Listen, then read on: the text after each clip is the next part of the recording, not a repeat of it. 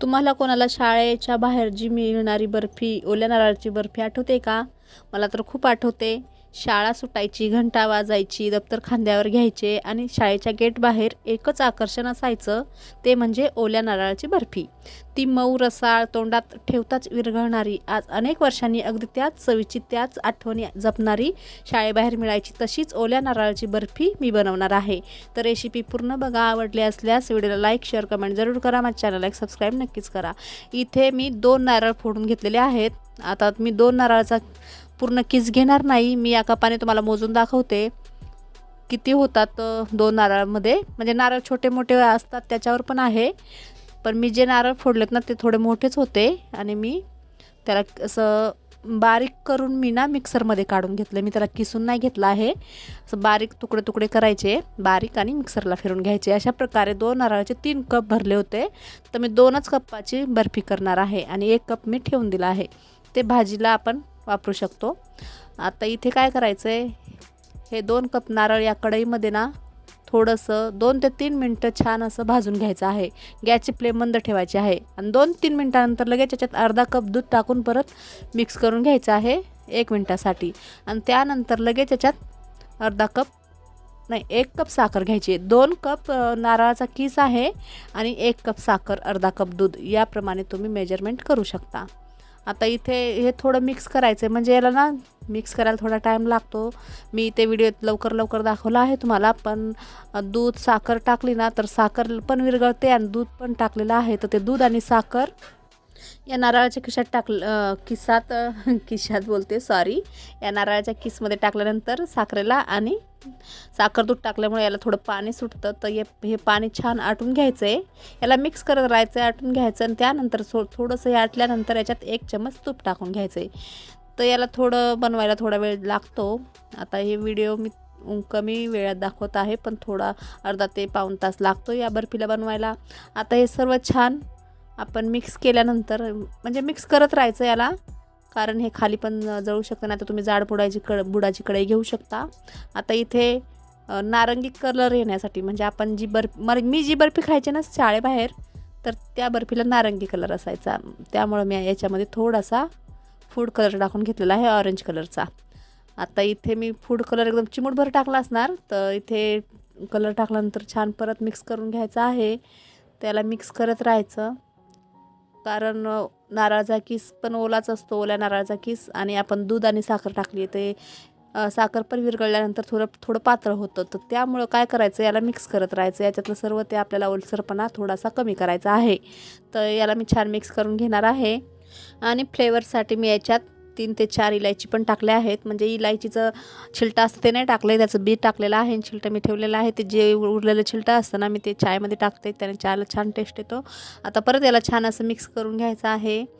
कढईला जे साईडला लागलेलं असतं ते पण याच्यात काढून घ्यायचं आहे आणि छान मिक्स करायचे. आता याला प्लेटमध्ये घेऊन बघायचं आहे की लाडूसारखं याचा वळल्या गेलं ना, लाडू जसं आपण वळतो तसं झालं ना, तर समजून जायचं याची बर्फी होणार आहे. आणि जर नसं बघू शकता, तर मी थोडं प्लेटमध्ये घेतलेलं आहे आणि होत नाही आहे, तर थोडं अजून याला गरम करायची गरज आहे. मी नंतर थोडं परत गरम केलं आणि थोडं थंड होण्यासाठी साईडला केलं. तोपर्यंत मी आता इथे याला मिक्स करून घेत आहे थोडंसं. तर आता मी याला बघते याचा लाडू येतो की नाही, म्हणजे लाडूसारखा आकार येतो की नाही. म्हणजे आपण जेव्हा लाडू वळतो ना, तर लाडू वळला जातो ना, तर तसं यायला पाहिजे. तर बघू शकता याचा लाडू वळला जात आहे. तर इथे समजून जायचं हे बर्फीसाठी परफेक्ट मिश्रण झालेलं आहे, ओल्या नारळाची बर्फीसाठी. आता इथे गॅस बंद करायचा आहे आणि लगेच ताट घ्यायचं एक. तुम्ही कुठलंही भांडं घेऊ शकता. मी ते ताट घेतलं आहे आणि त्याला तूप लावून घेतलं आहे आणि पसरून घ्यायचं तूप, त्याने खाली चिपकणार नाही. बटर पेपर असेल तुमच्याकडं तर तुम्ही तेही घेऊ शकता, मग तूप लावायची गरज पडणार नाही. आता हे गरम गरम मिश्रणच या ताटामध्ये टाकून घ्यायचं. मी कढईतलं सर्व मिश्रण याच्यात टाकून घेत आहे आणि याला स्प्रेड करायचं. ही प्रोसेस आपल्याला हे मिश्रण गरम असतानाच करायची, नाही तर थंड झालं ना मग होत नाही याची बर्फी, तुटते ती. त्यामुळं तुम्हाला जर पातळ अशी बर्फी पाहिजे असेल याची, तर तुम्ही थोडंसं मोठं ताट घ्या, किंवा जाड पाहिजे असेल तर जाडही करू शकता. आता या पॅच्युलाने मी याला स्प्रेड करून घेते, म्हणजे पसरवून घेते, याने सोपं पडतं पसरवायला आणि याला चिपकत पण नाही याच्यामुळे. तर मी याला पॅच्युलाने पूर्ण पसरवून घेते. छान दाबून पसरून घ्यायचं आहे. तुम्हाला पाहिजे असेल तर तुम्ही आता आपण आता घरात खाण्यासाठी बनवतो, तर आपण याच्यावर सजावटीसाठी ड्रायफ्रूटचे तुकडे पण टाकू शकतो किंवा टुटी फ्रुटी नको, ड्रायफ्रूट चालेल जर टाकायचं असेल तर. नाहीतर ही बर्फी अशीच असते, शाळेबाहेर तर अशीच भेटायची. तर शाळेबाहेरची आठवण म्हणून मी आज ही बर्फी बनवली आहे. खूप दिवसानंतर ही बर्फी मी आज खाणार आहे.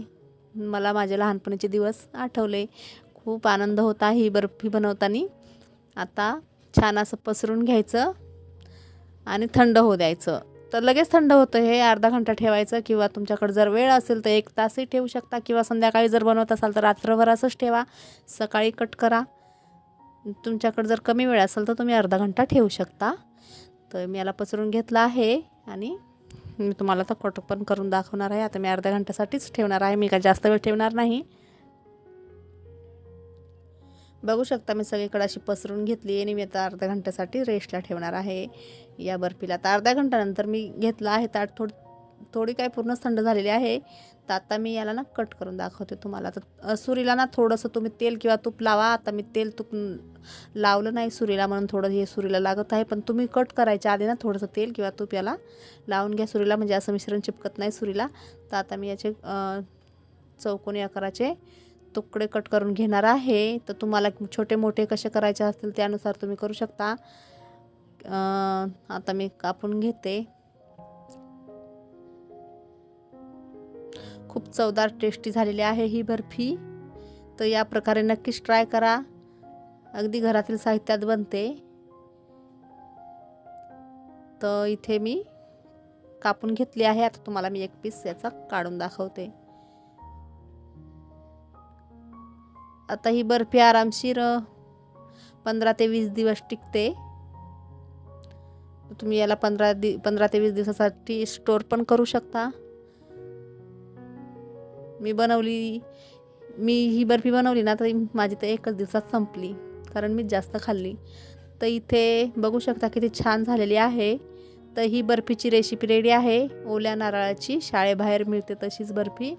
आता याला मी दुसऱ्या प्लेटमध्ये तुम्हाला घेऊन दाखवते. तर ही बर्फीची रेसिपी रेडी झालेली आहे, ओल्या नारळाची बर्फी. तर तुम्हाला आवडली असल्यास व्हिडिओला एक लाईक, शेअर, कमेंट जरूर करा. आणि अशाच नवनवीन रेसिप्या बघायच्या असतील, आवडत असतील माझ्या रेसिपी तर माझ्या चॅनलला सबस्क्राईब नक्कीच करा. तर चला तर भेटूया परत एका नवीन व्हिडिओमध्ये नवीन रेसिपी घेऊन. बाय. जय महाराष्ट्र.